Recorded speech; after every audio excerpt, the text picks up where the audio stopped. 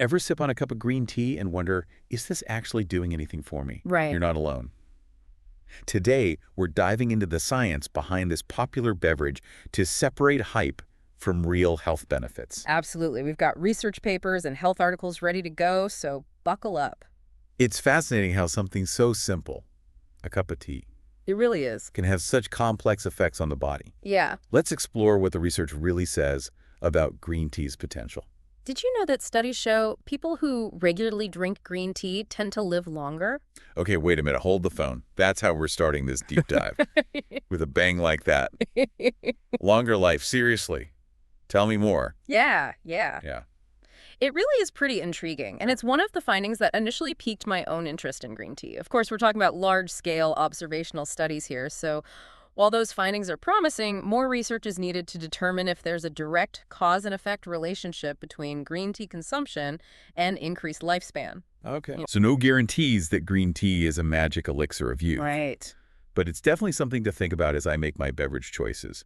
What is it about green tea that makes it so good for us? Well, one of the key factors is its abundance of antioxidants. Imagine them like tiny shields protecting your cells from damage. Yeah, okay, that's a pretty cool visual. Yeah. But what are these antioxidants really? They're called catechins, specifically a potent one called EGCG. But They help neutralize harmful molecules called free radicals that can damage cells and contribute to various diseases. EGCG, got it. So it's like EGCG is the superhero captain of the antioxidant defense team. Exactly. And this powerful antioxidant, along with other compounds in green tea, have been studied for their potential to benefit a variety of areas in the body, including brain health. Interesting. So my afternoon tea break could actually be an act of self-care for my brain. It's true. I'm all ears, Well, this is the per research. se. There's been a lot of focus on how green tea might impact cognitive function, mood, and even potentially reduce the risk of cognitive decline as we age.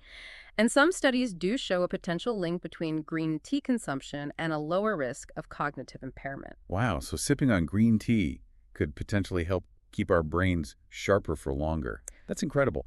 What's the secret sauce behind this brain-boosting effect? Well, it's likely a combination of factors, including those catechins we talked about and another compound called L-theanine, Okay. which is known to promote relaxation and focus. L-theanine, I've heard of that. Isn't that the thing that's supposed to give you that calm focus without the jitters you might get from coffee? Exactly. You know, it's interesting how sometimes we experience the effects of something without even realizing there's a scientific explanation behind it. That calm alertness you're describing, that feeling of being super focused but not jittery at all, that might be the synergistic effect of caffeine and L-theanine working together in your brain. Wow, that makes so much sense. I always thought it was just me. So we've got the antioxidants fighting off cell damage, the L-theanine keeping things calm and focused. What else is going on in my brain when I drink green tea? Well, studies suggest that EGCG and L-theanine may work together to protect brain cells from damage, potentially reducing the risk of neurodegenerative diseases like Alzheimer's. There really is a lot of research focused on those specific compounds and their potential to protect our brains as we age. So it's like green tea is giving my brain a little extra armor for the long run. Yeah. I like that. Precisely. And it's not just about long-term protection either. Remember how we talked about those free radicals? They're constantly attacking our cells. Right, like little gremlins trying to mess things up. The perfect analogy. And those attacks can contribute to all sorts of health issues, including some types of cancer.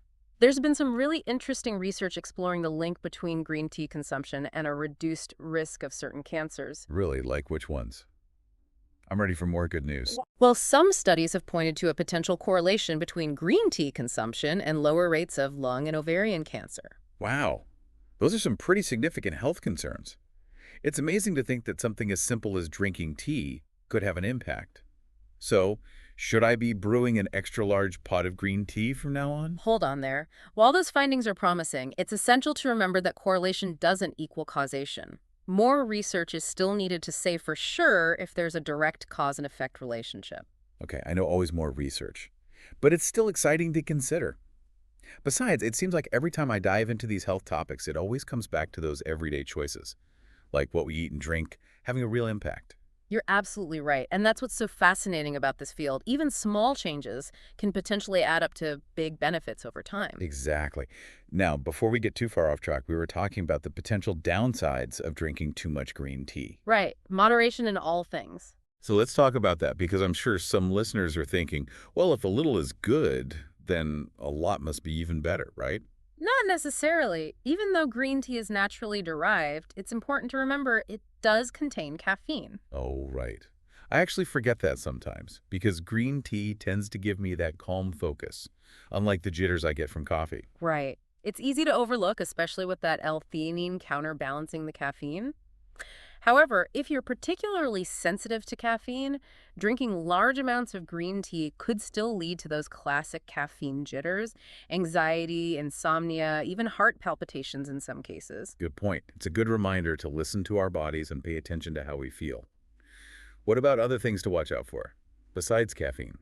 There are a few things to be mindful of. For example, green tea can sometimes interfere with iron absorption. So if someone has any concerns about iron deficiency, it's always wise to discuss the timing of green tea consumption with their doctor. So it's all about being mindful, not just about how much we drink, but also when we drink it. Exactly. And of course, as with any food or drink, if you're taking medications, it's always best to talk to your doctor or pharmacist about potential interactions. That's great advice. Now, shifting gears a bit, I want to talk about something you mentioned earlier, that the way green tea is grown, processed, and even brewed can affect its health benefits. Can you elaborate on that? Absolutely. It's just like with fruits and vegetables, the quality and variety matter. Okay, that makes sense. I never thought about it that way, but it's true. So what should we be looking for when choosing green tea for optimal health benefits? For one, opting for high-quality organic green tea from reputable sources is always a good idea. This helps to ensure that the tea is free from pesticides and other potentially harmful substances that you definitely don't want to be ingesting. That makes perfect sense. We're trying to boost our health here, not undo all the good work. What about different types of green tea? Is there one that stands out as a nutritional powerhouse? You've probably heard of matcha, a type of powdered green tea. It's often touted for having higher levels of antioxidants compared to regular green tea. This is because, with matcha, you're consuming the entire leaf, whereas with traditional green tea, you're only steeping the leaves. Ah, so it's like getting a more concentrated dose of those beneficial compounds. No wonder it's so popular. What about brewing methods? Does that really make a difference? It can. Brewing time and temperature play a role in how much of those delicate antioxidants are extracted. Generally, steeping green tea for a shorter time at a lower temperature can help preserve more of its beneficial compounds. Okay, good to know. So no scorching our green tea with boiling water. I might need to adjust my tea making routine a bit. Anything else we should keep in mind when it comes to brewing the perfect cup? No, it's funny you should mention that. I think sometimes in our quest to optimize for health benefits, we forget to simply enjoy the process. That's so true. Sometimes I get so caught up in getting everything just right that I forget to savor the moment. Exactly. Green tea isn't just a beverage, it's an experience. Taking a moment to slow down, to be present with the aroma, the warmth of the cup in your hands, that's a powerful ritual in itself. You're absolutely right. There's something incredibly grounding and restorative Yeah. about the ritual of preparing and sipping a cup of tea. It's a mini meditation in the middle of your day, a chance to reconnect with yourself and appreciate the simple pleasures in life. I love the a mini meditation. Hmm. And when you think about it, that sense of calm and well-being you feel in those moments, that might be the L-theanine working its magic. Exactly. It's all connected. It really is. We've talked about the science, the potential health benefits, even how to brew the perfect cup. But sometimes it's easy to forget the simple act of just enjoying it. I think that's a wonderful insight and honestly a perfect note to end on. Yeah, Yeah. I'm feeling pretty zen just thinking about it. But before we wrap up this deep dive, any final thoughts for our listeners who might be inspired to brew a cup of green tea right now? You know, as we've explored today, there's a good chance your afternoon tea break is doing more for you than you realize. It's definitely got me rethinking my drink choices. And remember, while green tea has earned its place in a healthy lifestyle, it's not a magic bullet. Right. It works best as part of a holistic approach to well-being. Well said. So, alongside that cup of green tea, don't forget the other good stuff. A balanced diet, regular exercise, enough sleep, and maybe even a few moments of mindfulness sprinkled throughout your day. Couldn't have said it better myself. Well, on that note, I think it's time for me to go put the kettle on and savor a cup of green tea. Thanks so much for joining me on this fascinating deep dive. I've learned so much. The pleasure was all mine. It's always a joy to delve into these topics and explore the fascinating connections between our everyday choices and our health. And to our listeners, thanks for joining us on this journey into the world of green tea. Until next time, cheers to your health.